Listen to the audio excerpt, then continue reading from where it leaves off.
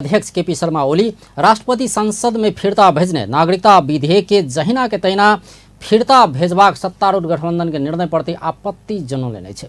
अध्यक्ष ओली संसद एक बेर विचार कयल जबा कहिकर राष्ट्रपति भेजने ई गंभीर महत्व के विधेयक के संसद बाहर बैस कर सत्तारूढ़ गठबंधन ई निर्णय कयने कहैत आक्रोश समेत व्यक्त कयलनि छै। बुध दिन ललितपुर में भेल कार्यक्रम में ओ संसद में ई विधेयक के विषय में बहस समेत कर नहीं दक सत्तारूढ़ गठबंधन जबरदस्ती कर खोजने बतौलनि।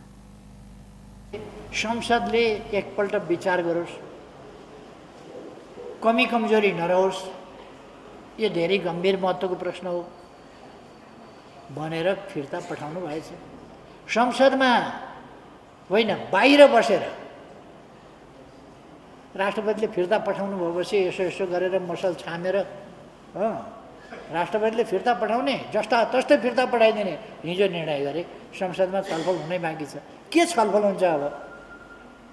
पाखुरेहरूले पाखुराको भाषा बोलिसके हिजै, जस्ता तस्तै फिर्ता पठाइदिने, हाम्रो बहुमतको ताकत देखाइदिने को राष्ट्रपति संसदलाई विचार गर्न भन्ने? यस्ता घमण्डीहरूले तर्क छैन, तार्किकता होइन, बल पाखुरा मसलका कुरा गर्नेहरू यस्ताले देश चलाउँछन्।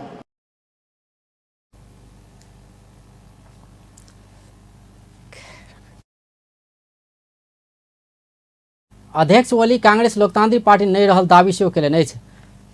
ओली बीतल वर्ष में सेहो कांग्रेस देश विरोधी काम करते आयल आ पिछला समय यी लोकतांत्रिक आचरण आ व्यवहार सेहो गुमाउने आरोप लगौलनि। कतैको लोकतांत्रिक पार्टी रहेन।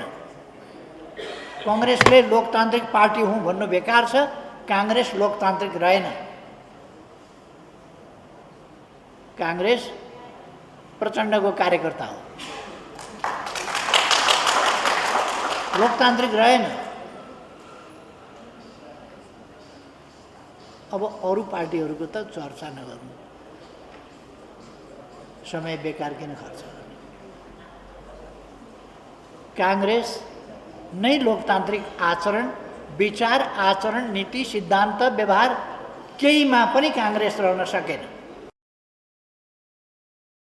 अध्यक्ष ओली सत्तारूढ़ गठबंधन देश के बर्बाद कर सकबाक भेला से अगला निर्वाचन में अपन पार्टी द्वारा बहुमत आनल जेबाक बतौने छलथि।